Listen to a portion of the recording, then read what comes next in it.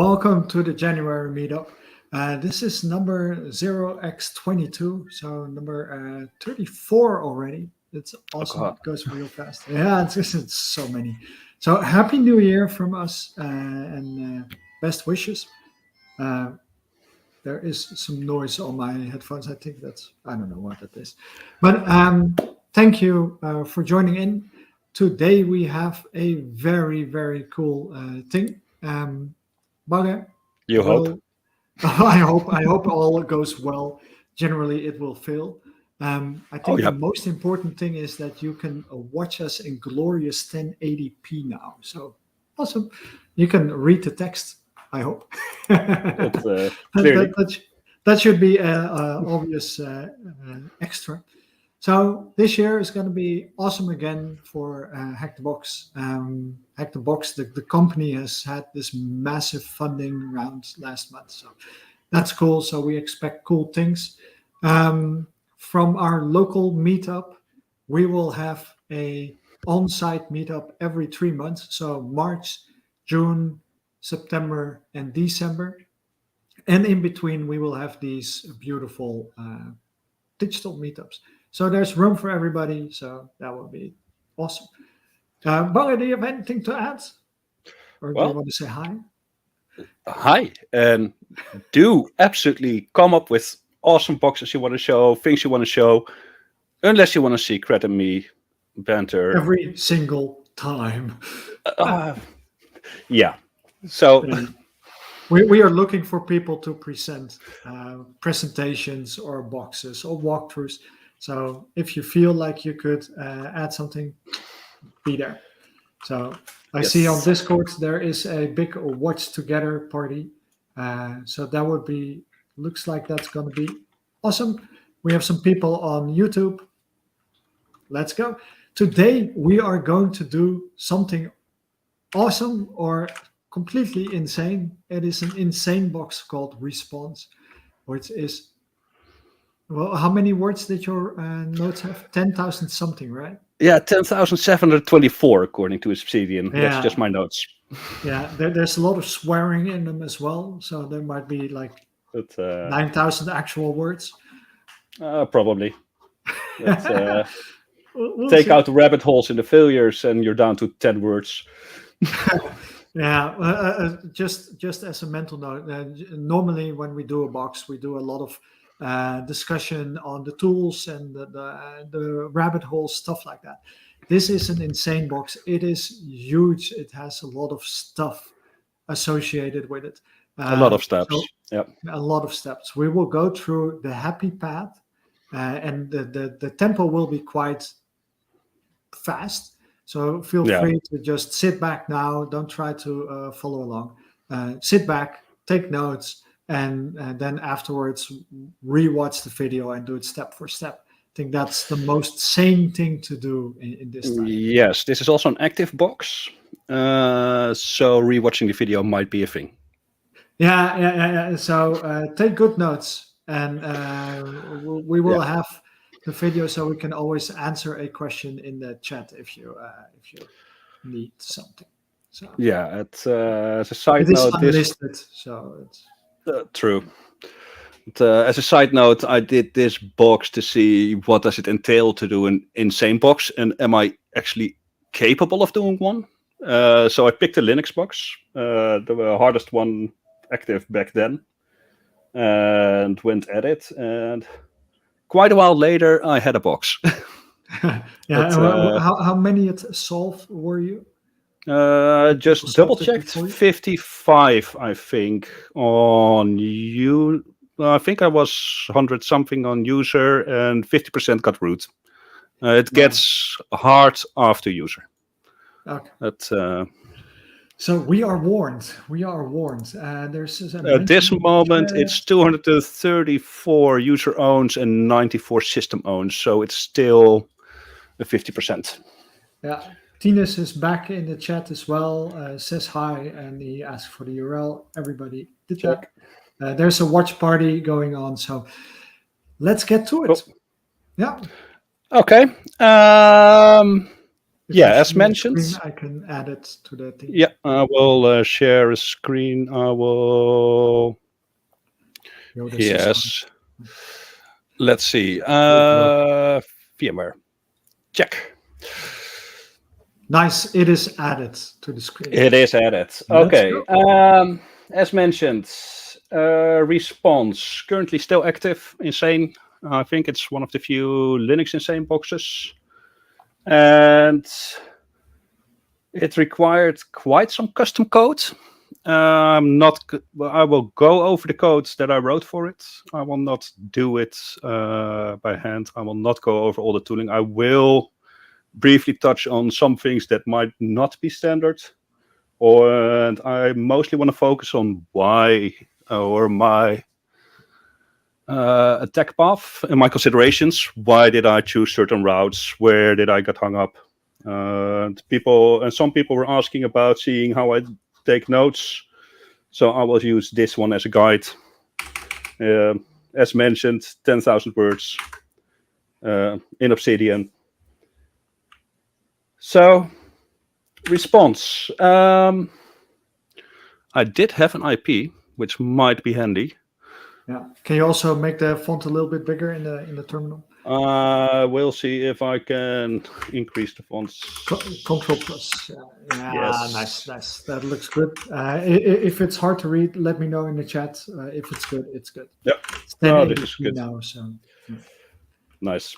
Okay, I start. This is my standard first few steps. A standard template. What I do with every box, I run a top 1024 port scan with the default scripts and version nmap, and the same for all ports without the scripts. In this case, I do store everything. That's and everything is Git versioned with me. I have this for all boxes. I have we could run it, or we could just show it. If you run an nmap, you will see a Ubuntu OpenSSH with a Nginx on port 80 that redirects to response.htb. Even. Yeah. Even. First thing I did was adding that to my hosts. I ran the full port scan in the background, which did not give anything extra. And given that it was in the same box, I usually have some recon running in the background. So I ran a UDP scan, which has DHCP filtered, which to me indicates that it was probably running virtual services, Dockerized maybe. It's usually the case on hack the box machines when there's multiple machines. So from there, I immediately ran a vhost scan. GoBuster, awesome with vhosts. FUF, also awesome. I just use GoBuster in this case. Like I said, I will not go fully into the tooling, but yeah, it scans for vhosts. And in this case, it came up with a number of vhosts. We've got the API, chat, and proxy, which literally translates to my host as well. Yeah. Was there a lot of rate limiting on the scans as well? The VO's not. No, VO scans are not rate limited usually. That rate limiting we will get into. So from scanning the vhosts, I came up with a host list. So IP without any prefix, etc. I was thinking, okay, there's going to be reverse proxy or at least vhost configured, and which will forward them. So instead of manually running a GoBuster or whatever, I ended up running a Ferox Buster. Ferox Buster is a very good tool. Ferox Buster is awesome. Yeah. First thing I ran was you can. The nice thing about VirusBuster is you can use the standard in command argument, which allows you to cat a host file into VirusBuster as target list. Yeah. It also has things like burp, collecting, looking for backup files, auto-tuning of rate limit. Auto-tuning tries to determine when you hit rate limits and tries and then adjusts its scanning behavior. Collect extensions. It will build an extension list of things it will see, and based on that, also starts including those in the word list with the standard word list, etc. Yeah. Auto-tuning was not good enough. I think within 30 seconds I hit rate limits and started playing around. Let's see. This is the point where it becomes very clear that it's an insane box. Oh yeah, it starts to rate limit hard. Let's see if when it picks it up. Well, it's not that bad, except that we're now getting. Oh, we will be getting a lot of errors soon. It's only, especially on the API. Yeah, you see it because the counter does not increase at all. anymore. No, it's just hitting endpoints, but not hitting anything. The rate limit is a 503 with the throttling message. HTTP 503. Probably if I now go to one of those sites. Oh no, it's not even. Oh, it expired. Okay. Playing around, I got to chat.response, I think. Because the other one was still counting. That's or the API. But in the end, I hit a rate limit of 5. And I started spoofing my user agent, etc., because I didn't know where it fully went on. I was guessing IP, but you never know if it uses. In the end, this is what I ended on for scanning. I think the estimate was over 18 hours to complete word lists. Yeah. So I killed that one really fast and went from, okay, what did I find? Some things were hit quickly. From there, burp is also busy. I always proxy all my GoBuster, VirusBuster, FUF scans through burp, just so I can get a full map on the site map and responses. You get that for free with the -- burp.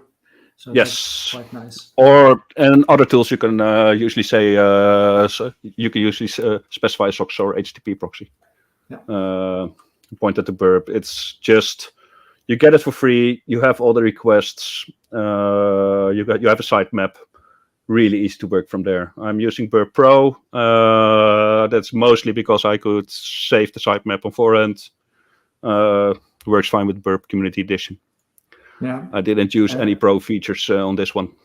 Yeah, for the people watching, like, why don't you run the tools? Because the thing is that the machine works against you a little bit, so we would spend hours just watching 18 hours for just okay, I'm seeing people typing it over this, and if you want to go full throttle, then this is uncapped. Okay, we see your burp now, right? Yep. I'm actually pasting in the chat. In the meetup chat. Very good. Okay. Yeah. So what we end up with is I ended up dropping my scan because it would just take too long. And that doesn't sound like an obvious way then in a CTF. This is where it's literally CTF versus normal pen test. Pen test, I would have it run overnight. CTF, I'm like, okay, this is not intended. Let's move on. Going through the website. Let's see. Let's put this one on another one. On we see some websites, no input fields, no links. Looking at the source, nothing. CSS files, no JavaScript, or anything that could give us any entry. We did see other hosts. We had chat.response to HTTP, which gives a 403. Hint, it gives a 403 on everything. We had API.response to HTTP. Oh. Yeah, that's yeah.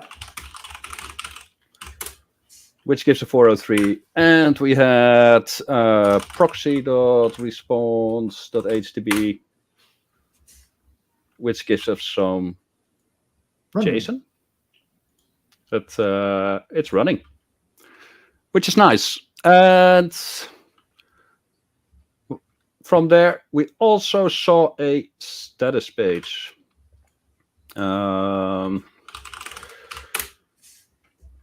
Which gives us something else. API status running, chat status running, and monitored service on localhost. So this was the only thing I could find. With every service, with anything, I checked for CVEs, there are none. Everything is patched. So no Metasploit point and click found. When you look at the API page, it's static HTML with a JavaScript include. And what it does is it does a HTTP post with a JSON to the proxy /fetch, and it gives a URL, a digest, a session, and a session digest. And apparently, you can access the get servers if you use this one, but if you do it normally, you get a forbidden. So my first thought was, okay, if you went through the code, it is indeed a proxy. Where /fetch, there's probably either proxy IP or localhost is allowed for the API in the chat, and any other IP isn't. Is hard blocked, so you need to go through the proxy. Playing around with this, let's see, proxy. Oh God. I should have filtered.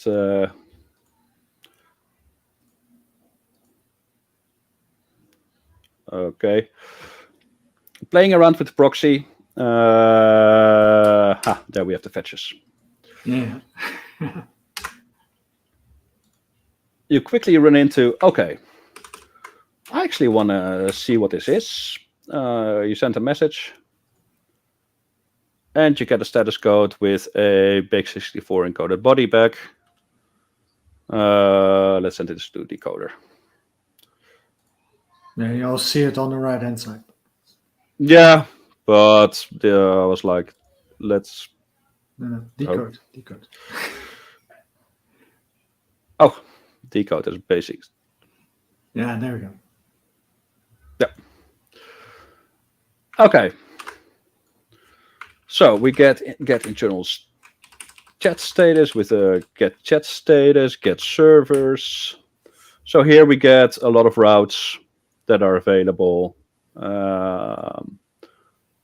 But if we now say, okay, we want get servers, sounds interesting. Let's do that. We run into, oh, we need a digest. Yeah. I think I was doing this with a few others from the Discord. Started off with trying magic hashes, no avail. Throwing this into CyberChef or any hash identifier, it's a 32-bit hash. And I will. Might actually be better seeable. I do keep also notes on request and response. These are the request and response. And the hashes is a SHA-256, most probably. So first tried some magic hashes. No chance. Then I generated a word list with cool on the website and used that in various forms for salt. Yeah. Tried to brute force the hash. No luck there. I think this was one of the last versions. So cool lists, just going over it. SHA-2, SHA-3, UTF-8, tried little endian, big endian. No luck at all. Later on, after a prep for this session, I actually looked up what a hashing algorithm was and how they sorted it. I spent a lot of time on this one. See if there any cryptanalysis. Nothing until I looked that the JavaScript file is actually PHP file, and it has it uses the PHP session ID. And now I need to see. No. Uh-huh.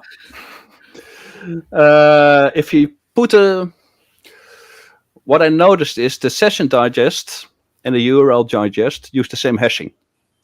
So if you use an invalid session ID, feed that the URL you want to digest for. So you use the URL you want to digest for, so the get status, for example. Use that as the session. Then it generates a session digest. It crashes. Who cares? And you end up with a digest you can use as URL. No that way. Okay. So yeah, they use the same digest, same salt for this, or the same hashing method for both the URL and the session. So that was the way I could, by manipulating my session cookie. Was it session? Your view source. I don't think it. Oh yeah. Okay. So there's no session cookie in view source.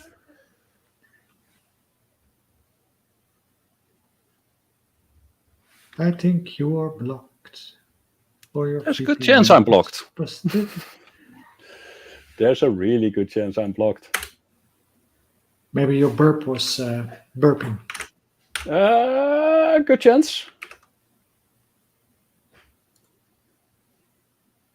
Okay. Well, you could also do something like this. There we go. Yeah. Let's just use burp. Which is not the case because you need no, that's not an option. Sorry, you need to request the main.js.php. Have the cookies. That will read the cookie. Yeah. That will read the cookie. Yeah. And I am indeed one of the fun things. I am blocked. I had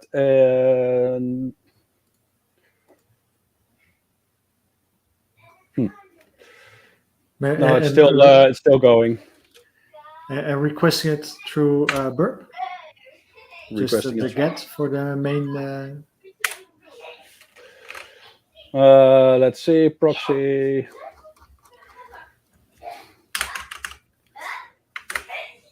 Yeah, here's the session ID in the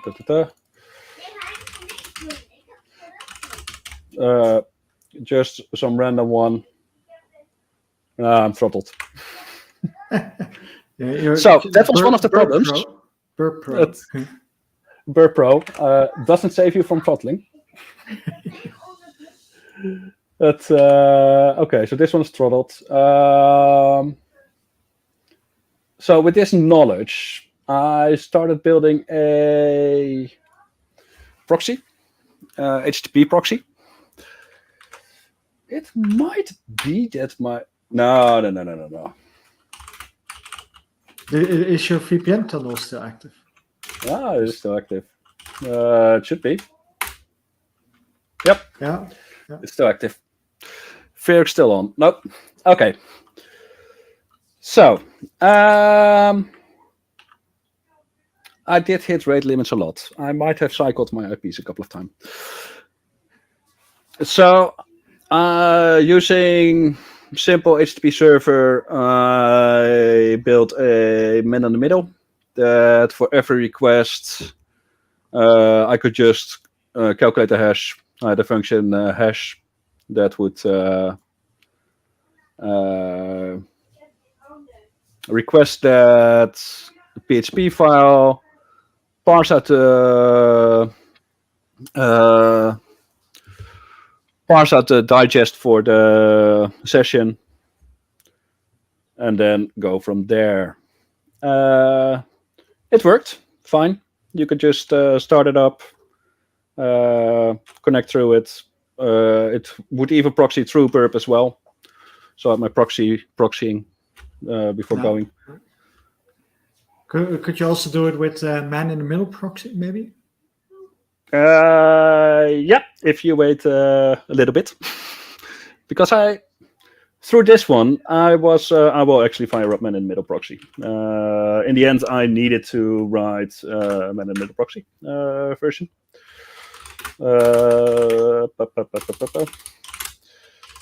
I prepared some shell scripts just for easy things. Okay, man in the middle proxy. It's literally what it says on the tin. Man in the middle proxy, extendable with Python plugins. What I did here, in the end, this was my proxy, my plugin for man in the middle proxy, which gets a session. It either takes from the header or the cookie and generates a hash from that and uses that to do a fetch and basically base 64 decode the requests, which allows you to use it in your browser.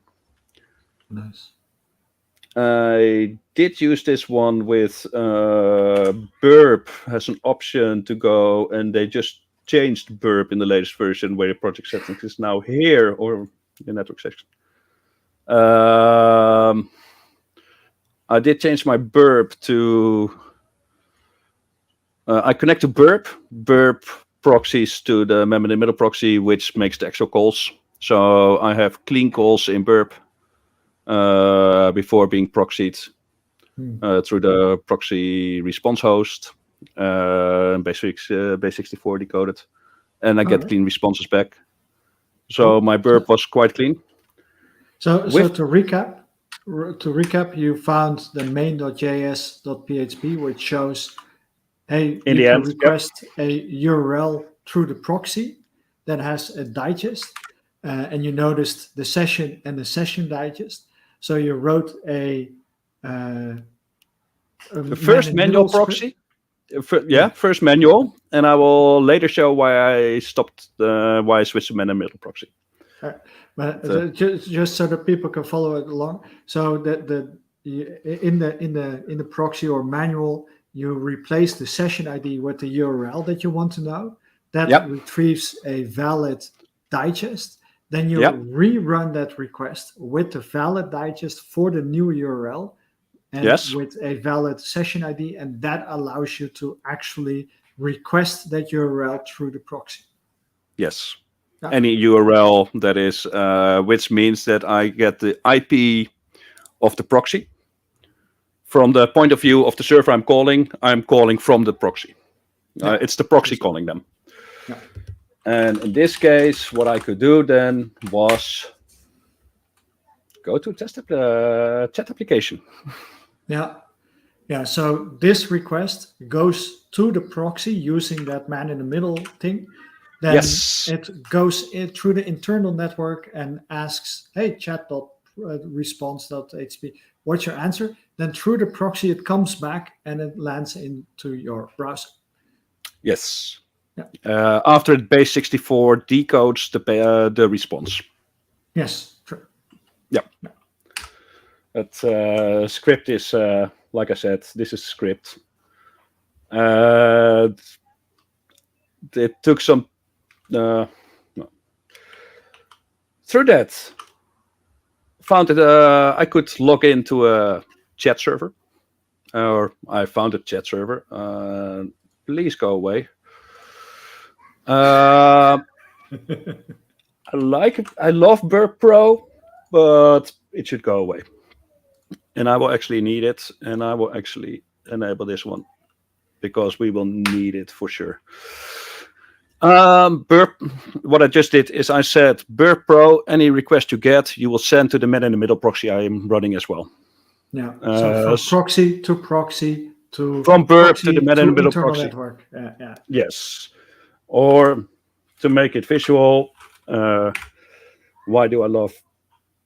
So my browser goes to the Burp, which goes to the man in the middle proxy, which resolves the hashes on the proxy server, rewrites the call to post to the proxy, then posts it, gets from the target, gets a response, unwraps the proxy call or the proxy response with a JSON, unwrap it, rewrite the response by intercepting it. Then it goes back to Burp, then it goes back to the browser. Yeah. From Burp and the browser point of view, it's just a normal website you go to. Very cool. Very cool. So, login page. Can we get this in normal? Please. We'll switch proxy to Burp. There goes my voice. My apologies. Yeah, I have the same thing. Too much stuff. Okay. So, proxy.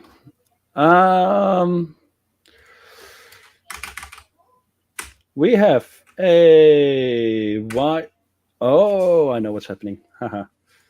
Somebody said, is Ferox still running? Yes. I said no. But it's probably in another team. But system. I'm still... Well, no. I'm actually surprised something is happening here. Maybe it's just your Burp that does it. I think it's my Burp.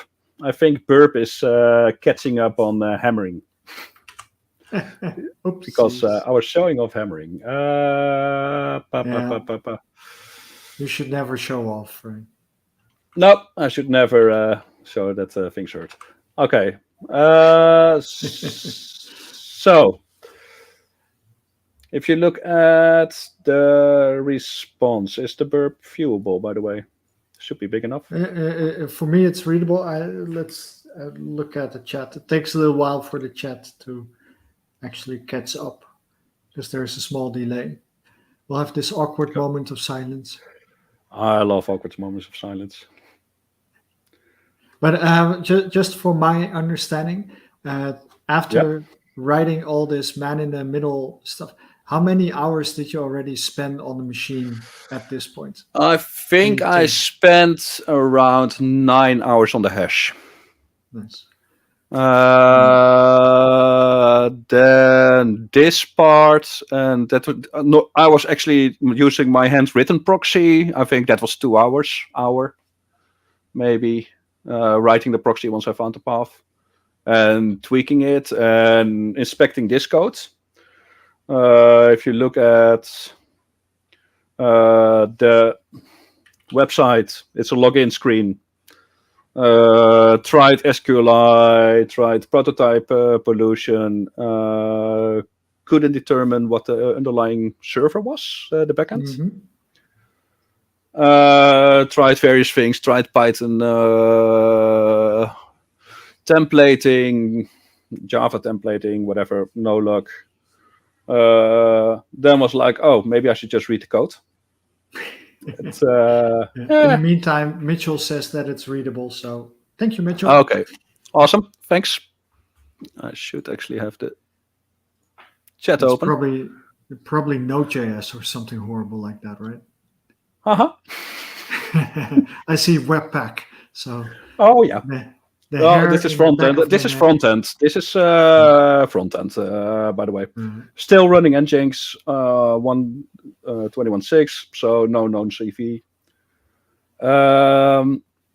If you go through the packed JavaScript, because that is fun, I actually am trying to look at my notes where I found it.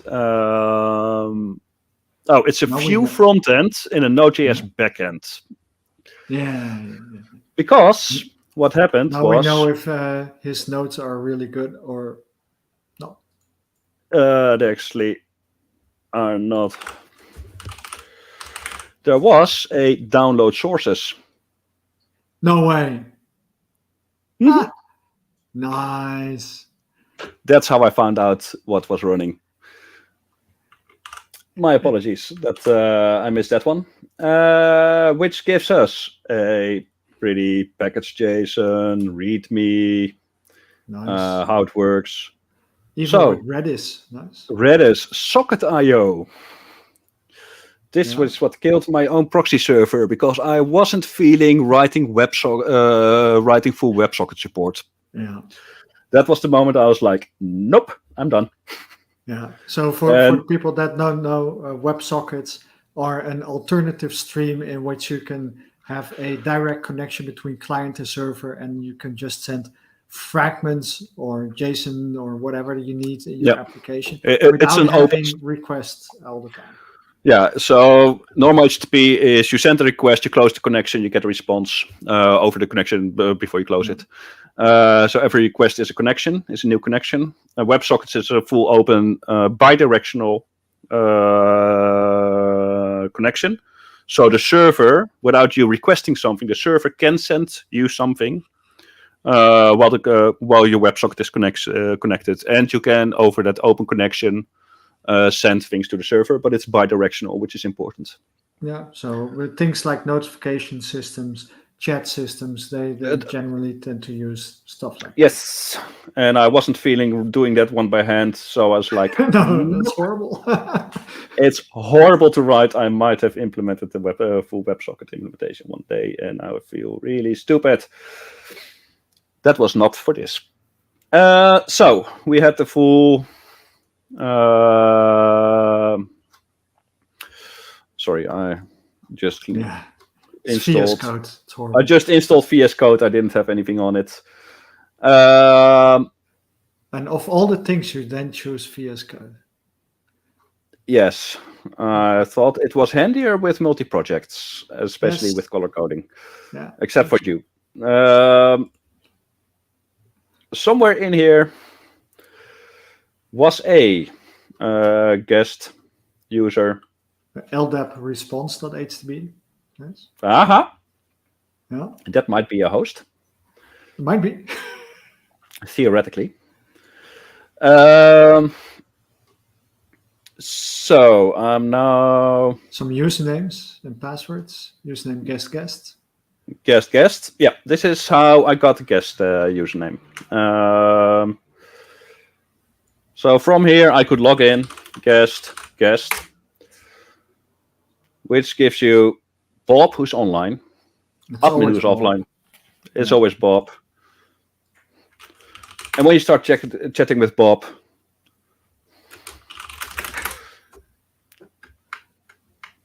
no luck, nothing. It's not like it's a GPT bot. It's a very limited Bob. Huh? Oh, no stream. No stream for me. What stream? What? Now checking the Discord. No stream for meeting. Oh, Hey. it's back. Apparently we dropped. I have no clue. That's too bad. Did they miss the really beautiful thing? I saw the viewer counts drop really significantly, so it looks like to be a YouTube type issue. Okay. Okay. All right. I So will we just did this continue. awesome, cool thing, and now we have entrance to the chat.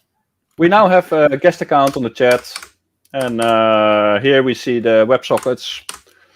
It's doing stuff, missing username, whatever, WebSocket initialization, and here we see the users that are online, if they're connected or not, your chat messages. I did started analysis on the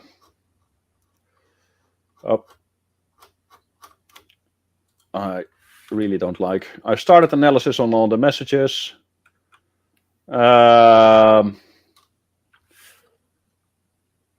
But we couldn't do much as guest.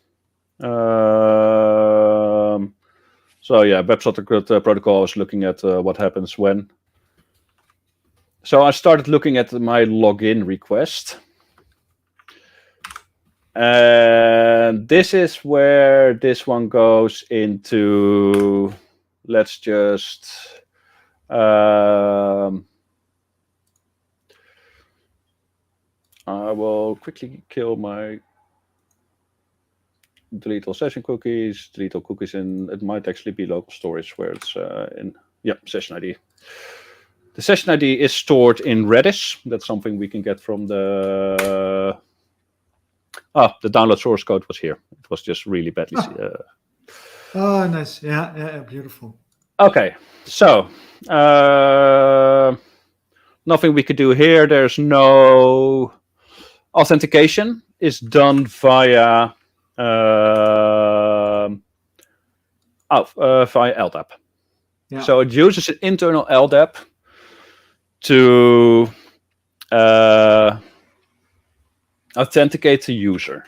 Yeah, and just for the people watching that, when we dropped off, we were looking at the source code. One thing we found was the ldap.response.htb hostname and the guest credentials. So, yes. And we now know that there's a Redis also available for the session. Yeah. So, upon logging in, say login as admin. Hint, it doesn't work. Tried password stuffing. I actually didn't forget this time. I normally always forget brute forcing passwords. Interceptors on. Okay, login. So we do a get WebSocket initialization. That's fine. And we see there's an auth server passed along. Ooh. Yes. So the client tells specifies the server to which server it should ask for, is this an okay user? Yes. That sounds like a recipe for disaster. Oh, yeah. So,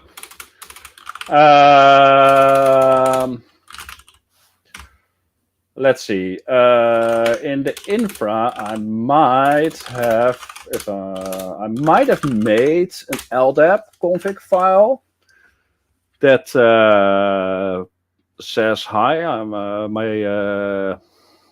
DC is response.htb, and I have a user with UID, primary good. Those I extracted the group ID numbers and ID numbers numbering I pulled from the sources, the same as the distinguished name. Nice. And I made a user admin. Yes. Which server do you use for LDAP? I think I used GeoAuth in this one. In this case, I literally just made a Docker file. So, spinning up an LDAP. Sure, it's Docker. You can be root. I now have an LDAP server listening on port 389. Yeah. So just for the comprehension of the viewer, the client told the server to what's server to authenticate. So Yes. Salp made his own LDAP server based on GLOut using a Docker. So now he has a LDAP server running to which it can nicely ask to authenticate. Yes, which might have a user called admin with a password called admin. So I now adjust my request, username, password, and I specify myself as our server, and sure, go. At this point, I should have my... Probably Did I drop it too early? I dropped it too early. It didn't fully initialize. Almost. This is all still going through my man in the middle server, by the way. Yeah. So just for comprehension, we have a man in middle server running, which has a burp connecting to it. The man in middle server allows going through the proxy. Proxy goes to chat internally, which is now also going to be connecting back to our own machine in order to authenticate. Yes. Let's see. I think should be in. We're in. Yeah. And I'm now admin. We became admin. Hi. Okay. So we have a chatbot. Awesome. First thing it does is it gives us an FTP server with port and credentials. I love him. Then he asks if I could send him a link to a JavaScript article. Momsec asks how I can get the proxy to authenticate. I intercepted the request, and in the client request, you actually specify the LDAP that it should use. So the client sends to the server through the burp proxy, through the man in the middle proxy, through the proxy.response.hp to chat.response.hp to which server it needs to connect to authenticate. And chat response.hp will actually connect to and I just posted the JSON that is posted when you log in. Yeah. And the auth server I replaced with my own IP. Yeah. So I can send him a link, which is the best thing ever, of course. The JavaScript article you were talking about, well, that's a dead hint. Oh, yeah, absolutely. XSS much? Fish much? Yeah. So, my first idea was 100,000 variations on this. This is when you send the link. I will quickly show my notes instead of just spinning up everything, etc. You will see it runs on a fully patched Firefox. It was latest at that point, so it was fully patched. No known engine vulnerabilities that we could exploit. No, Bob. Well, you can send Bob a link, and he will click it in the Firefox. Or this. I also looked at the chatbot. No, it's just a random set of things. Those are the only two behaviors. So, phishing. Always fun. I wanted to have his cookie. I wanted to see if he had something in his history. Give me cookies. Give me cookies. Come on. Give me cookies. Course is full into play. So you are fully running into Course. So all your standard browser things are.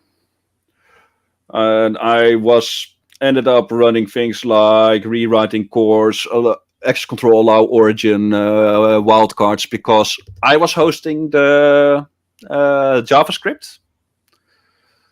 It's or BGP Pyro.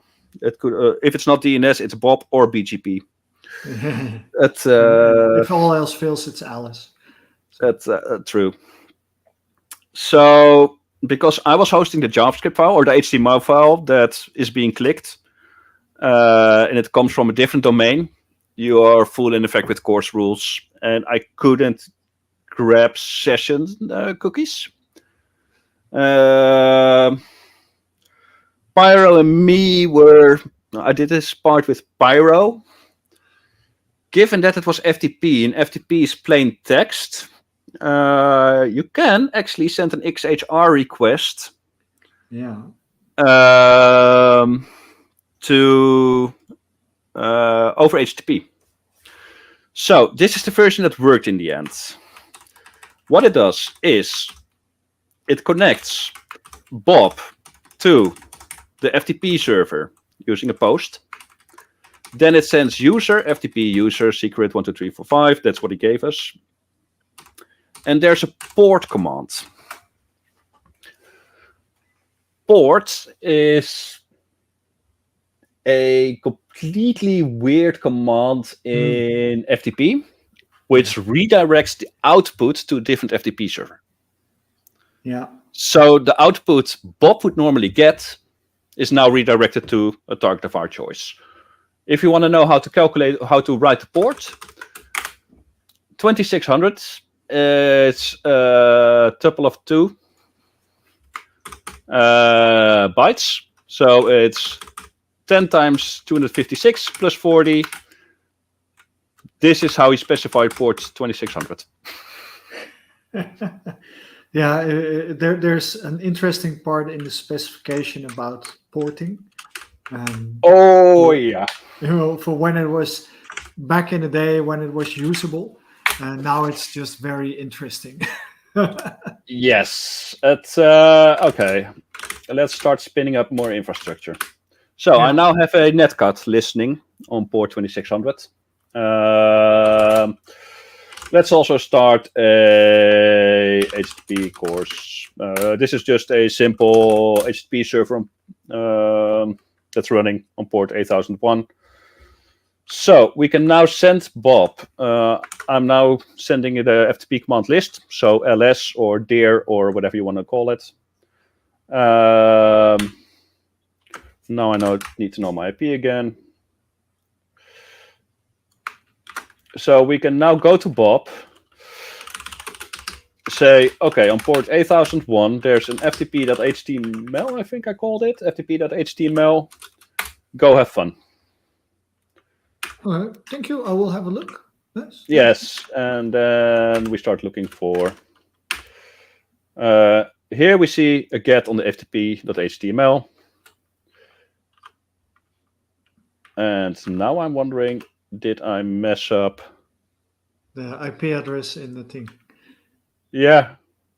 10.10.14.53, port 2600. Am I missing something? Listening any 2600. 10.10.14.53. That should be correct. It's not finicky at all, this box. Maybe we should try it again. Did FTP protocol handler not in itself not work? No, you cannot do the port then. No, because it's you can't switch scheme while using an XHR request. Yeah. But you are on a HTTP request, so you can't upgrade to HTTPS or downgrade in case you're on HTTPS and go to HTTP. You can't switch to HTTP to FTP or Gopher or any other fun thing.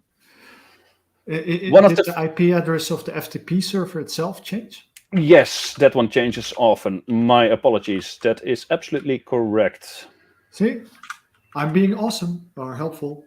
You are absolutely being helpful. Nice. So, if you want to talk about rabbit holes, I spent a lot of time attacking the API of Redis. I might have done that. I might have not had any luck.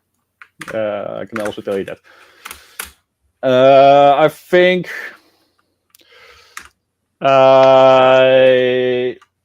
So we get an ls. This is my netcat listener connect from there's a file called creds.txt, which is by definition awesome. So modified my file and retrieve creds.txt, resend a link. I could connect to. Yes, it was. Zines are awesome. I see Mr. Haas also had the brilliant idea that the FTP server might change. That's nice. Mr. Haas actually might have done this box. Did you know that Mr. Haas is actually the winner of the badge challenge for last month? It took quite a while, but he figured it out. So I still haven't looked at it. I'm so sorry. Oh, it is awesome. It is awesome. Okay. So we have creds.txt, FTP user, we already knew. We have SSA credentials. Finally, foothold. Nice. Cool. At this point, how much time did you spend on the box already? What I say before, 9 hours, 10 hours before. This one, I spent a lot of time on, I think I spent 2 hours, 3 hours on Redis. And I think Pyro, I don't know, Pyro, how much did we spend on this? I think we spent one evening, so 4 hours or something on, we were having trouble with FTP, and in the end, a box reset was the solution. Have tried to turn it off on again. Yes. Which actually, with a couple of people from this Discord in a live CTF, we actually also lost top 3 place because of getting a box reset. Oh. So we have a Bob. We actually have a user.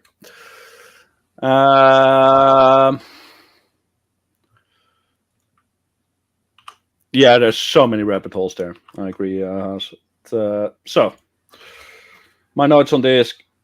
We have credentials. One thing that's actually really nice of Obsidian, you can actually make these things foldable. So if you want to show people your notes without actually showing off the spoilers or the answers, this is actually want to give you a compliment for the nice thumbs up type thing. That's quite nice.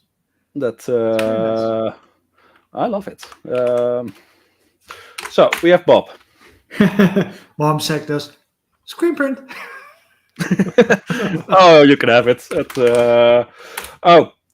If you found it, Momsec, good luck. This was the easy part. Yes. No, don't go ahead. So we have a user flag. Sure, we're Bob. First things I normally do, sudo -l. Okay. No go. Oh, that would be an easy box, probably. That would be. I've also had hard boxes with sudo allowed. So, just because I'm too lazy to type. Second thing I always do, I check which files do I own as either the user or my group, excluding sys, proc, run, and dev. This is very good. At the last Hack Friday at the Novi location, we also had a bit of discussion about file. If you spend some time and you're just getting started, having a good sense of how to use tools like Find is so valuable, as you can just do things like this. What do I own, or what does my group own, and tell me. So this will get you a lot of boxes, especially in the easy medium.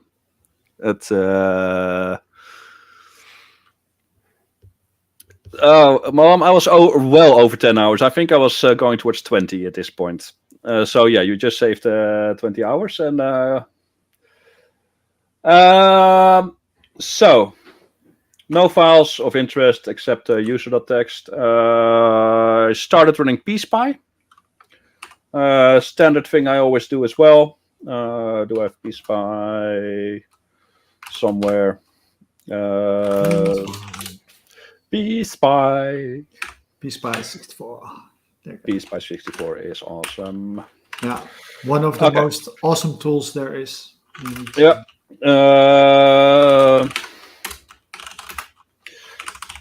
What was it then? 1453. Yeah. 1453, 8001, B-Spy 64. In case somebody doesn't know, B-Spy, it's a rootless process monitor and file system monitor. And it just monitors file system, doesn't require root writes. And this one will get you the other half of the boxes after find. Yeah. This is just done. Well, we're going to see containerd, Docker completely. We also see filters, eBPF filters. Yeah, we're going to see a lot of stuff. So let's open another SSH session for Bob, because we actually have SSH, which is nice. And creds.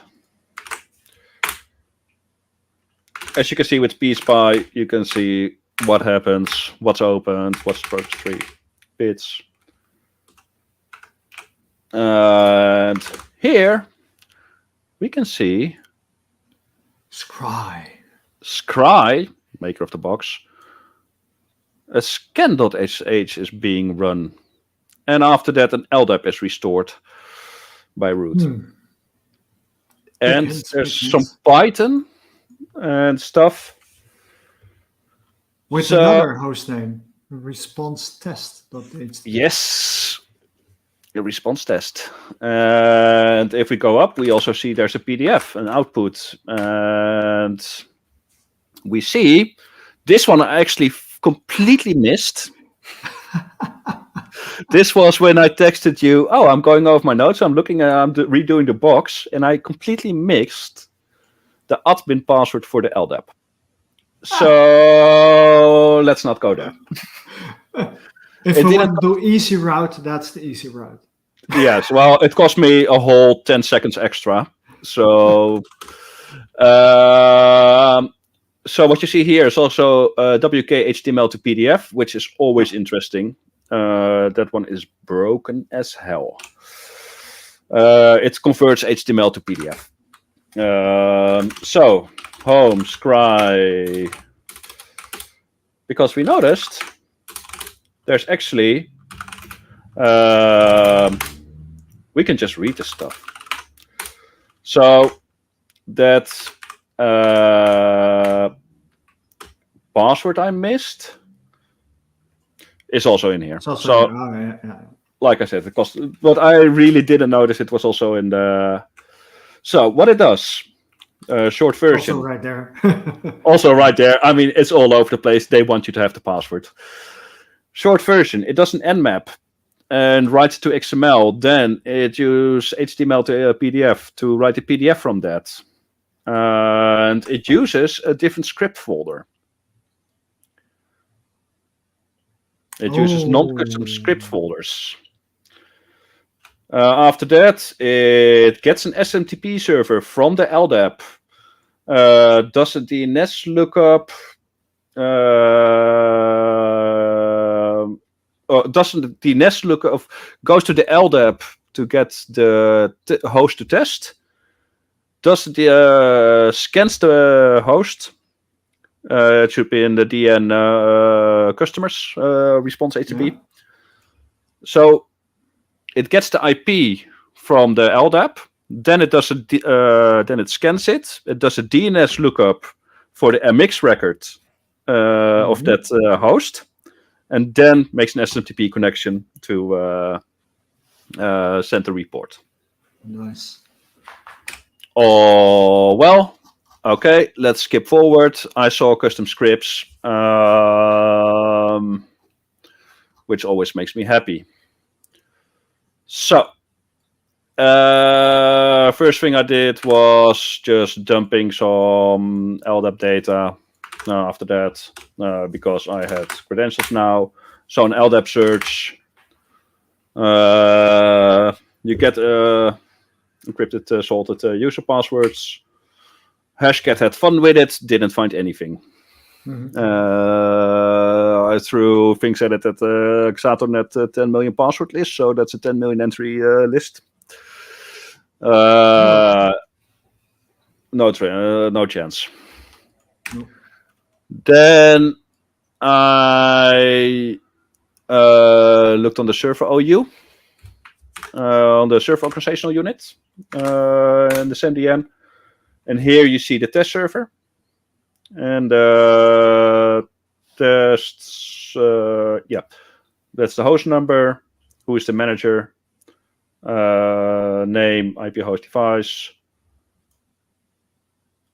And this is what was being ran in the scan. So execution steps, I have them written out here. How do I get to so many words? I actually have them. So query the LDAP for the organizational unit servers, run nmap using HTTPS, using some scripts, then convert the XML output to PDF, change the modifiers to 600. So only the output is actually not readable. So we don't know if the 172.18.02 has any problems. Then it will query the LDAP for the server manager, the email, and the customers.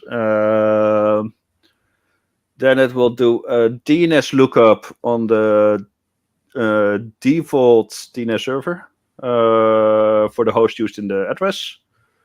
So it will do a SOA lookup, then do an MX lookup. If it fails, it will use the server IP as DNS server. So your internal DNS server doesn't have SOA for that, so it will use the IP that you specified. Then it does an SM lookup and does a send report. Had a quick look at send report, thought maybe I could inject that. Nothing really shocking. And then how do I go over potential avenues from there? First, I just formulated a number of hypotheses and possible taxon based on that. So go over all the commands and see if I can create an LDAP entry that causes a command injection. Sure. Manipulate DNS to get the email that's normally being sent out to the Maria. Yeah. Mail with a custom payload instead of PDF. Fish the customers. Fish the sender. Check for the send mail Python libraries for any known vulnerabilities or unknown vulnerabilities. So just go through the source again. And there's custom scripts. Maybe we can inject one of our own and check HTML to PDF. Nice. So the versions, I started looking at the versions. It was the latest patched nmap. And I ran a SHA-SUM on the server of the default user share nmap scripts directory, the scripts that were being mentioned. And I did the same on my local machine, which had the same versions. And I did the same on the ones that were being used in the scan. Ooh. And there we see a discrepancy. Yeah. The SSL cert is different. Then ran a diff to see, okay, what's up. And there's an addition of a read file, get country name and get state or province, which reads a file from disk. That's also what we saw if we go to scan data. There's, for example, country name. There's a lot of things, which is just It's used to fully expand the name, but it's a read file, and it's also not escaped.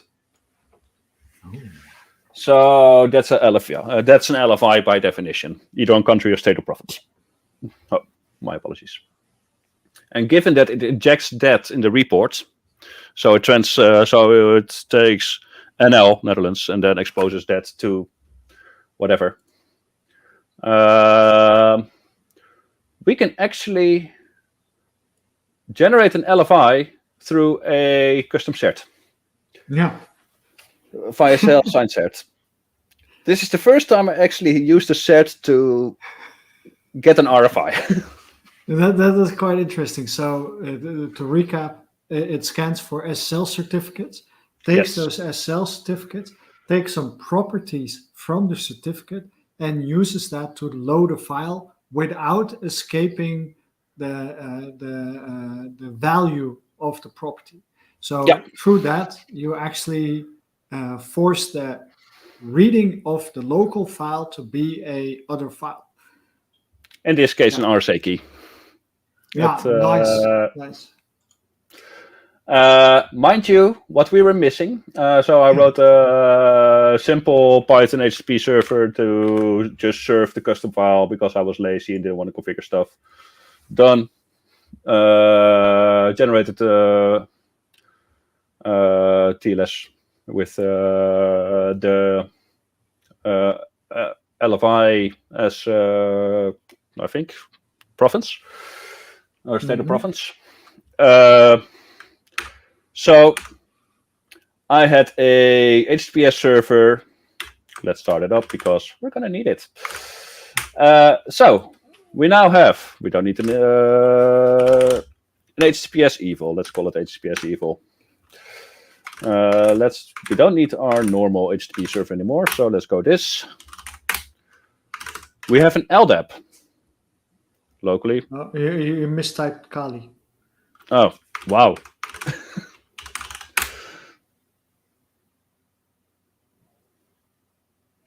Seriously? No, it works. Okay. You're waiting for the banner. Yeah. So we have an LDAP running, but we also needed a DNS server. Yeah. And an SMTP server. Yeah. I didn't know that, Haas. Cool. So let's go DNS. I'm guessing Mr. Haas will ask Mr. Haas for the February meetup. What do you think? Clear.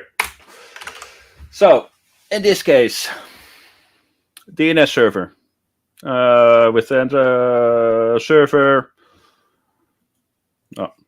Standard name server. Configure the name server www.mail. and mx for this. Look at the horrible syntax.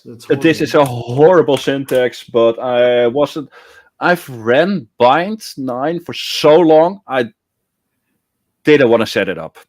No, nobody wants to do that. No, I ran it for years. I ran my own bind servers. I used Mara DNS. Works, done. Mount in the zones. It's a horrible syntax. It's really quick. It's really simple. I don't have to make reverse zones, etc. It works, which was good enough for me. So I made a Docker container out of it. I now have TCP and UDP 53 Mara DNS running. Nice. For my evil.htb domain. That's one. For SMTP, I was totally lazy. All I wanted to do was dump, but you need a handshake, so I went for a really simple Python script that just writes it in file. True story. What? Beautiful. I mean, Netcut was not enough, so this worked. What this one does is any mail it gets, it just writes with a timestamp. That's it. Yeah.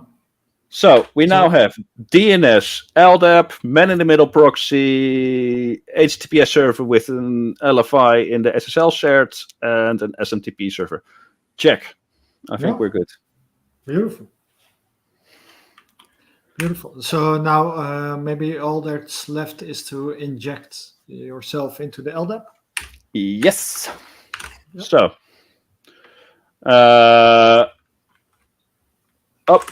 we're missing one more thing. Ooh.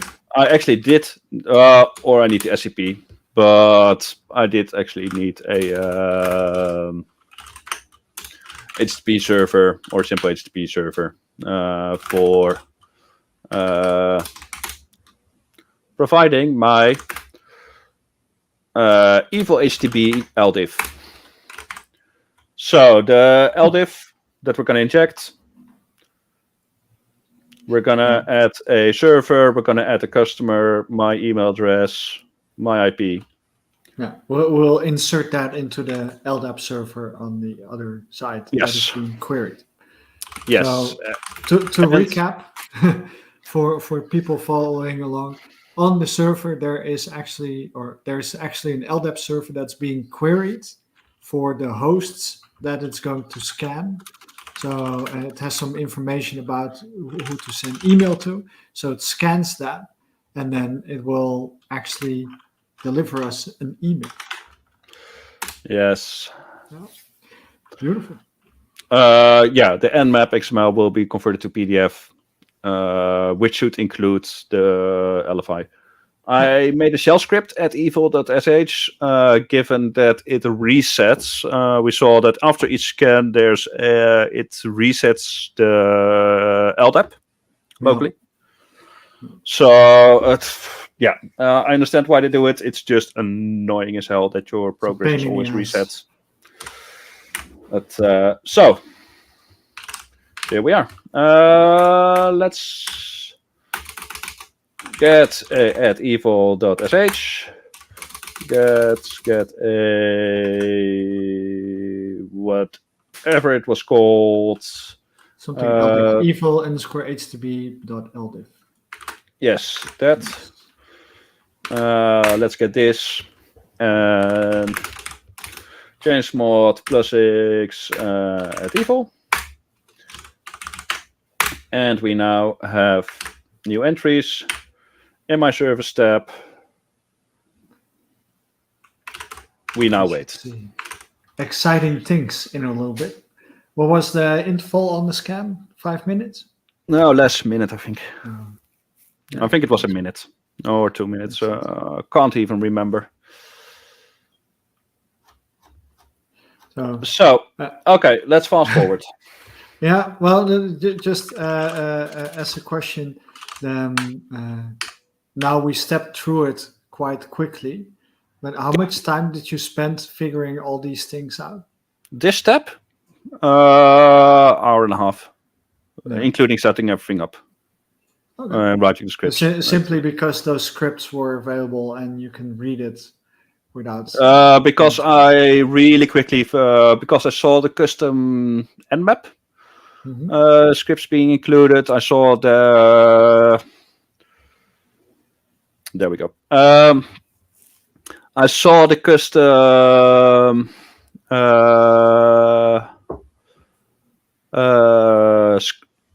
scripts being different than the normal ones, and here we see, okay, connection reset, who cares, it's an nmap scan. Here we see the lookups in the DNS, and here we see an email file. Emails made. Yeah, nice. Let's fire up Outlook so we can watch the email.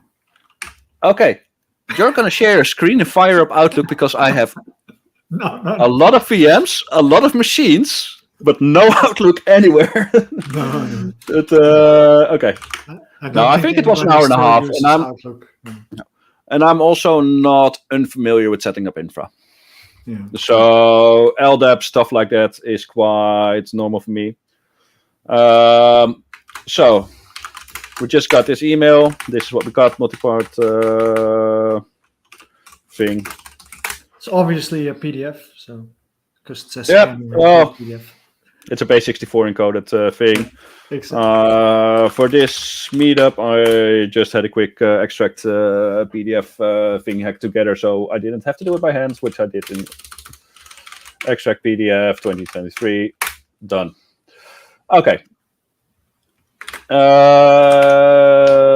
XTG open. We have a PDF with a private SSH key.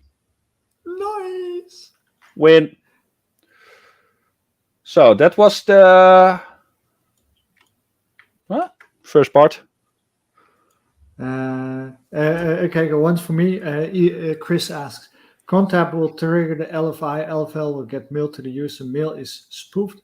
Attacker. All right. So, do you want to recap? Contap triggers Nmap scan. Nmap scan triggers LFI. Converts the output to PDF. Yeah. Then, first looks up in LDAP which servers to scan. Then Nmap is run on those servers. Then it uses LDAP to look up the email address of the person tied to the server. Then it uses DNS on the domain part of the email address to look up the MX record. Yeah. Falling back to, if it doesn't know the domain, falling back to the DNS server being the IP address of the server. Then it uses that MX record to send a mail with the PDF. Yeah. He's got it. Nice. Yeah. Which then we can finally kill all infra. We're done with man in middle attacks. We're done with int. It's all done. This was foothold part. And this is what 50%. The next part is what.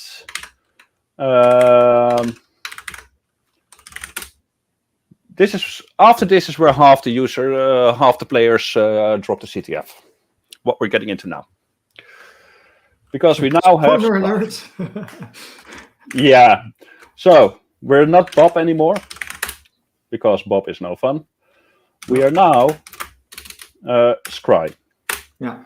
So the private key in the email was the private SSH key from Scry, which allows us to log in. So we finally have something. Yes.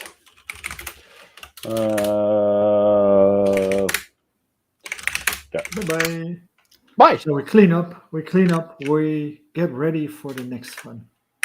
Yes. So we're now Scry. What? Looking around. Standard scan on what do I own, what does my group own, which groups am I in. Nothing special, lint piece, nothing. No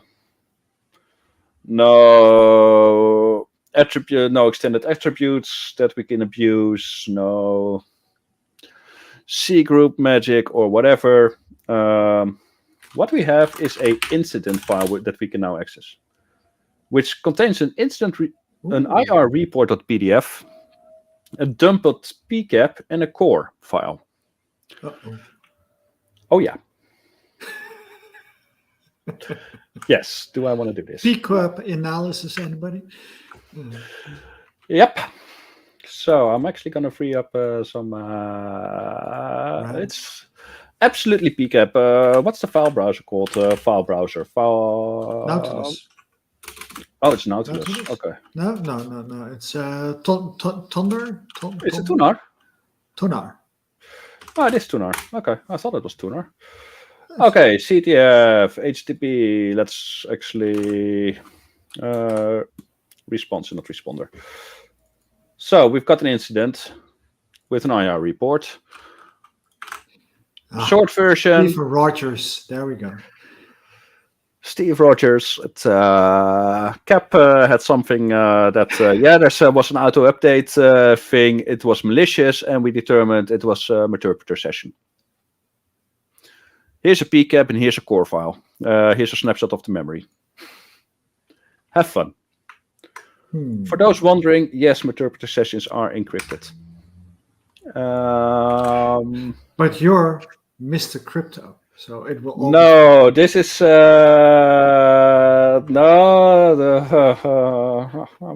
this is where I wanted to cry. well, so with you half of the people, right? So it's yes, this was where it became annoying. interesting. So core dump. Let's start there. Well, we don't need to be scry anymore because we have everything we need. Artifacts, incident. What do you do as any good IR person? You run strings on a file because that's always good. If you have a binary file, the first thing you do is you run strings. I mean, and we do see it's an Ubuntu core dump. We have our local environment being dumped, SSH connection, which is interesting because it contains IPs and it contains in the 10.10.13 range. I actually checked with somebody from HTTP, and that was a completely unknown range to them. Surprise! Well, it is actually. I should message Scry again and ask him about that range. So we see Mark Adler inflate. I think that's setlib. Mm-hmm. If I'm not mistaken, yeah, deflate. Yeah, it's a deflate. Yeah, and nice invest. Nice. Thank you. let's see. So, going through it, you will find metal. Metal is the binary standalone payload for an interpreter. So it is indeed a C2 payload. And so, yeah, the PDF was right. And I am now messing up my notes. This we can also kill. So, PCAP. So we know it's metal. But let's first look at the PCAP. Let's fire up Bioshock. Because it's fun. PCAP analysis. PCAP analysis, yeah.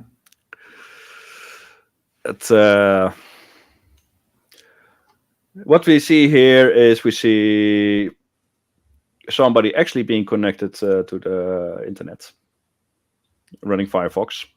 This is standard Firefox behavior when starting up. Mm-hmm. ARP, standard ARP, etc., etc.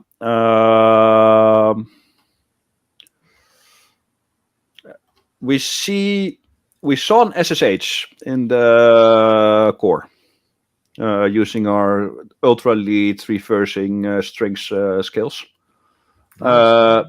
with the 37 for 243, which is indeed correct, but 43 is the attacker. 37 is the server itself. In this one. Then at frame, we can go over everything. Let's start a filter. TCP.stream equals 33. We see an SSH session, a new SSH session. Then at stream 96, we have a HTTP session. It was said that auto update was the payload. So let's see what happens. It's a GET HTTP. So the target or the server 37 connects to 42, which indicates to me that there is probably the staging or attack server, you're hosting the reverse shell or HTTP proxy or HTTP or whatever of the attacker, because before he connected from 43.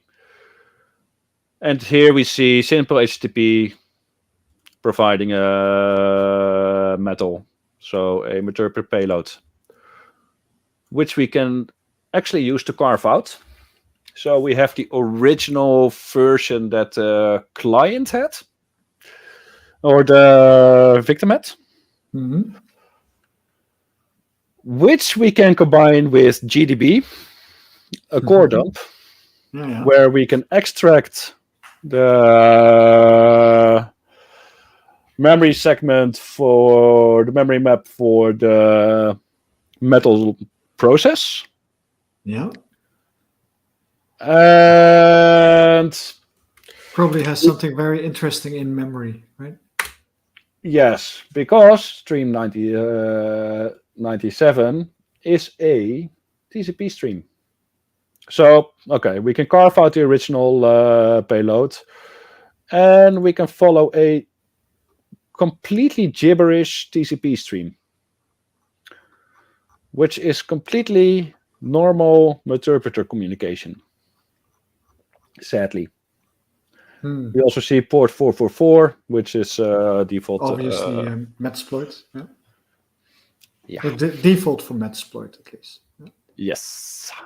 And how did you do the carving? The carving of which one? The original payload?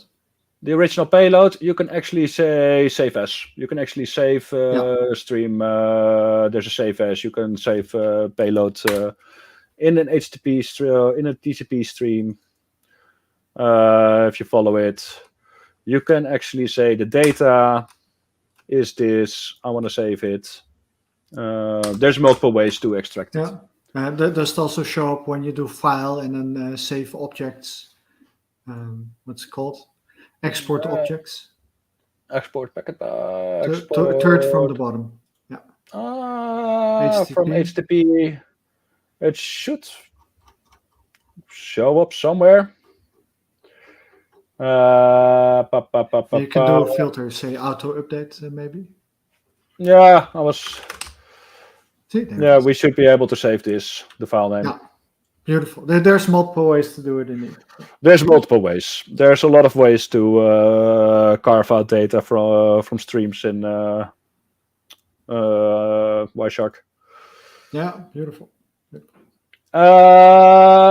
So, stream 96 was the download. Stream 97 was running the reverse shell. First thing I did was looking for a filter for Wireshark for interpreter payloads that you could just feed a key and good luck with it. Hint, we still need a key. Couldn't find one. I couldn't find a filter for interpreter payloads for Wireshark with an auto decryptor. That maybe a gat in the markt, as they would say. I was thinking of writing one, but this was also the point that I want to get this box done. I can understand that as well. So, okay, GDB. God, what was that Python tool called again? That analysis tool, memory analysis tool.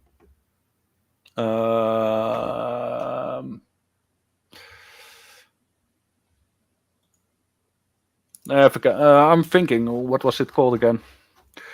There's not anatomy, something like that. Yeah. No, not Radare. Radare is a reversing tool. No, I'm looking. It's a instant response tool. Do you mean foremost?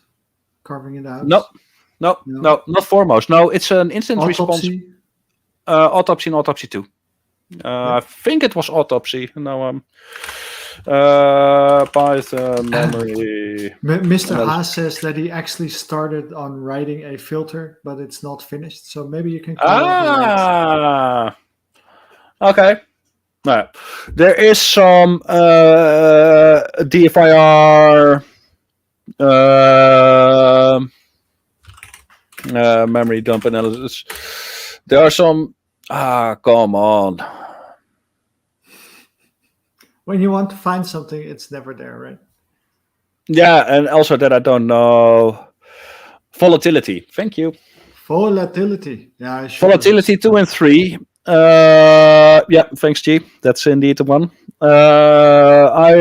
When GDB reattaching the core to the interpreter to the metal, I went volatility. I was struggling. I was tired. I was like, I can program. What? Oh my god. Oh yeah. So. That seems like a good one. That is the one. So I was like, we have a. I looked up the interpreter protocol. Mm-hmm. There are some. I will link some things, amongst other pull requests to interpreter, which describes a lot of the protocol and encryption. It has to do with headers XORed, which contains some key exchange, etc. Keys are not exchanged over the wire, by the way. They're hard baked, or so no way to get it out of the PCAP. I tried, but it's not there. So it's basically pre-shared when the interpreter session is created, or? Yeah. Well. Dead Beef asks, what are we looking for and why? Okay. The interpreter payload. Well, it's actually the moment you generate your payload, it's actually generated in. Yeah, exactly. So when it creates the payload, it has a pre-shared key. Yeah. Okay. Yeah. It has a pre-shared key. So it's not shared over the wire. So we have PCAP. We know it's encrypted. We know it's an AES key.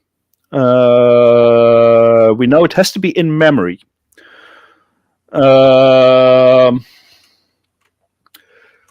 And with that, we can actually read the interpreter session, because that's the only route we have at this moment. So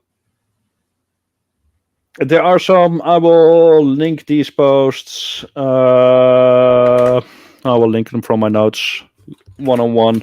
These are some interesting posts on a interpreter traffic in a parser, Python library. It's actually a Python program. I use it as a library. And some blog posts along with it. But in order to use it, you still need to have the key, right? I still need to have the key. So, GDB attaching core files -c core you can attach to a defunct session. Blah blah blah. I was like, I'm tired. I want a key. I know it's a memory. I know it's a 32-byte key. What if I make? I know the file is not the core file. It's not that big. I mean, it's only 2.7 meg. And I have a fast hard drive, fast PC. What if I use a 32-byte sliding window and I try to use it to decrypt the packages I have? That is something that is quite funny and ingenious and funny. So, why do it I the hard way? might have taken a 32-byte sliding window, dumped all the packages into YAML files, theoretically. So, metparse. So I might have the full conversation as YAML, I saved this from Wireshark. So I have the full conversation with frames, packet numbers, etc., etc. So your So I dumped is the Wireshark that yeah. conversation as a Is YAML. not already decoded, or is it already decoded? No, this is just raw dump from Wireshark. This is okay. So still the encrypted part. All right. yes, it's a base 64 encrypted. It's a base 64 of the encrypted data. Yeah. True. So I have no key at this point. Nothing. So what I did is I would just go over all the files, or I would use a sliding window, take a random file, just increment byte by 1 every time. Take 32 bytes from byte 1, take 32 bytes from byte 2, until I have a key that can decrypt it. I think it was a matter of seconds, literally. Yeah, it's only 2.7 megabytes. So it's nothing. So, okay, awesome, done. Bob's your uncle. Yeah, no. For the people that are going like, how do you mean sliding window? So we have the dump from memory, which is the core dump that contains all the memory. It's only 2.7 megabytes, so it's not very big. And so he took the size of an AES key, which is 32 bits, and just tried every precision for a size of 32 of that memory dump as a key to decrypt a stored encrypted part. And when it decrypts, when it's a valid decryption, you know you have a right key, and so you have the key for everything. Yes, right? That was the whole idea. Oh boy. So there's things like hash collisions and magic hashes, right? Did you also know that there was something like that for AES keys? That there were multiple values that would actually work on a certain packet, but not on the rest. Don't ask me how. I don't know the math. I never looked into it. I got wrong AES keys back. That could decrypt. Sure? Yes. I actually had to adjust it to use confidentiality scores on multiple messages. I have no clue how that worked. I have no clue where the vulnerability is, but it is interesting. I have no clue. But if yes, I know. That would mean that this AES implementation is broken. Yes. Wow. At least the library. Sorry, let me rephrase that. That would mean that the AES decryption implementation of the library I used is broken. It would report a proper decryption while it was improper. Yes. So the library is broken. Fine. It's not a big library. It was some completely random thing I found. It might have been like, all the other implementations are bad. I'll make my own type of thing. So never. Well, there is no other implementations, and I'll write my own parser, and I used it for the class structure. So I didn't have to rewrite the byte parsing and decryption. So it's actually just bad implementation. Yeah. It's a bad implementation, but this library actually reported correct AES keys on bad AES keys. So I had to start using multiple. I had to decrypt multiple messages and start using sets. Actually decrypt, yeah. And you can say, how confident am I that this is the actual key? Yes. Oof. Okay. Well, I wonder if Mr. Haas had the same problem. I know he took the same route as me. So we have keys. This is the. This was the first one I found at this byte offset. Take a screenshot. It's not a key, by the way. This is the key. So with that, we can decrypt the data. And it's your standard interpreter commands, but it downloads.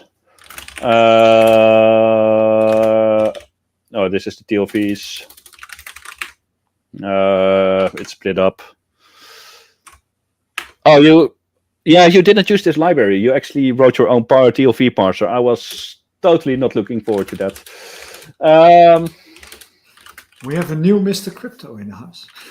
Oh yeah, that's. Let's see. So there's a docs backup.zip. Yeah. So from decrypting all the packets with AES, combining that, and you end up with a docs backup.zip. Yes. Yeah.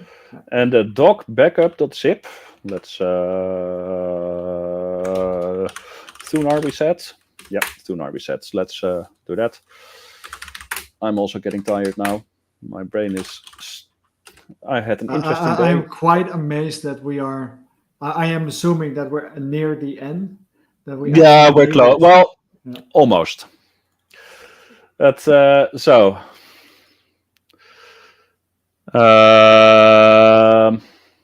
It contains the documents folder, which contains authorized keys file. Yay! A bookmarks file, tmxconf, vimrcconf, and a screenshot.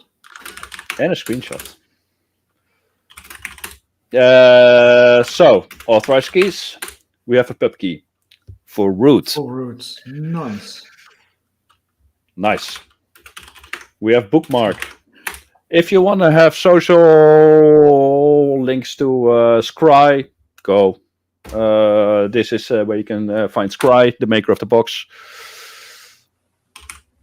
Then you have tmxconfig, nothing interesting. vimrc, nothing interesting. No. Then we have a Stego. I actually did some Stego on this. It was nothing. Oh, that's too bad. But we have a partial private key. Okay. So I went.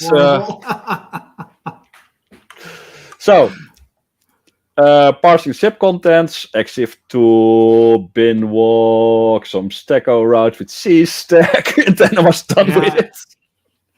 You might be very happy with Z-stack and stuff like that when you do the bats challenge. But anyway. Yeah, I'm actually gonna link a few fun RSA attacks. Yeah, from my notes. Just to recap, we have in authorized keys, there is a public key. And in the screenshot, there's actually partial of a private key. Yes. So we have a public key, we have a private key. Well, start typing, I would say, right? Yeah, this one I think has costed me 10 to 15 hours more because I had a typo 5 times after I thought I double, triple, and quadruple checked it. Can you not OCR it? I tried. I couldn't OCR it. I also tried multiple OCR routes because of it. There is a machine that does OCR. Maybe you could have fed it to that. Remember that machine? No, that's mentally blocked. That machine is not a thing. It's okay. So we have partial keys. Yeah, Nightwatch knows all about typos. Oh yeah. So first thing I did is I regenerated the key on the same box with the same strength. Because we know what kind of key it is, the pub key. Yeah. I regenerated the key of the same strength on the same box. So using the same version, it's a 3K bit RSA. Mm-hmm. I wanted comparison materials. No. hint: if you ever if you want to brute force things or binary compare things, always make sure you have a reference thing that's made in exact same environment as if possible, as what you're comparing to. Yeah. Uh, You have all the information about the machine available. So it's, yes. Well, I linked a lot of posts on attacking the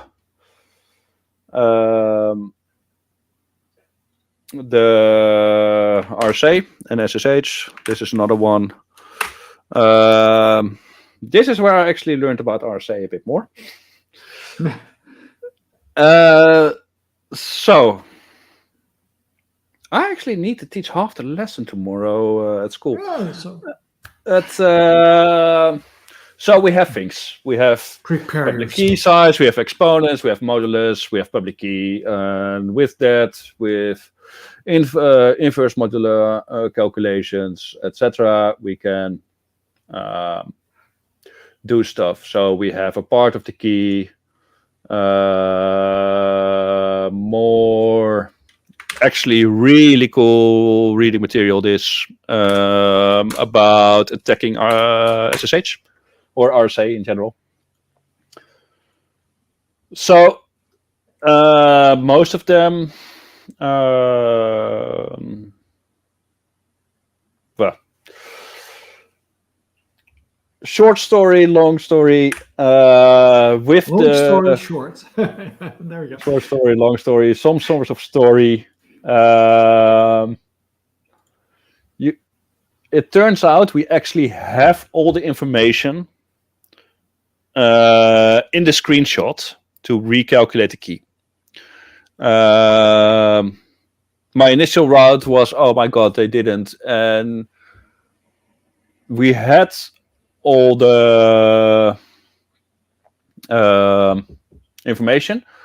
Else, you needed to brute force a part, but with the information from the modulus and exponent from the public key plus the private key, what was shown, and the format of OpenSSH means we had all the information and we could reconstruct the key.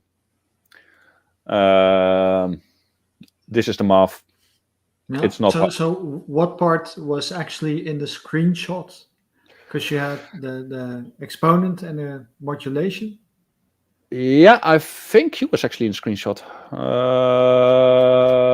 But now I'm actually blanking.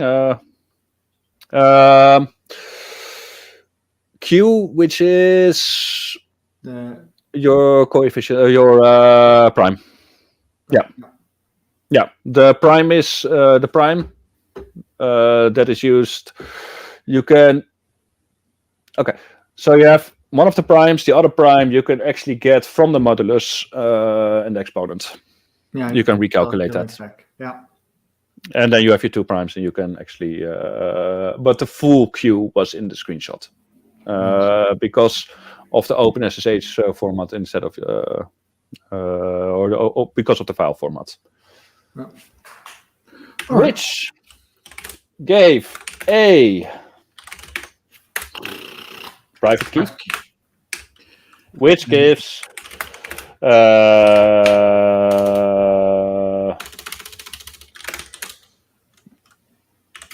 I don't even know this one, which gives us root. Very nice. That is a beauty of a box. I really enjoyed it. It was, for me, like I said, I really didn't know what would go into Insane Box, or if I would even be able to do it. I had done hard boxes, but no Insane Boxes. And I think for an Insane Box, it is, in a sense, quite elegant. It is really other elegant. Insane Boxes is like Fatty, who has a reverse engineering of a Java thing. In the context of the current hacked box, you would actually downscale that difficulty. because this you have to set up your own infrastructure. You have crypto that you need to take into account. Multiple levels of redirection. It's quite nice. Yeah, and what I really liked about this box is it was actually really clear in what it wanted you to do, what the path is. Yeah, what Mr. Haas says. Is also saying. Yeah, it was clear at every step, but it wasn't handing you the solution. And I learned a lot during this box. One thing and there were some rabbit holes, but not many. And that I really liked. And there was no CVE or whatsoever. No? At some point, I stopped running limpies or whatever. Why? Well, what I really like is that the part that you add your own infrastructure in order to solve it. That's quite nice. Yeah, and I really like the proxy attack because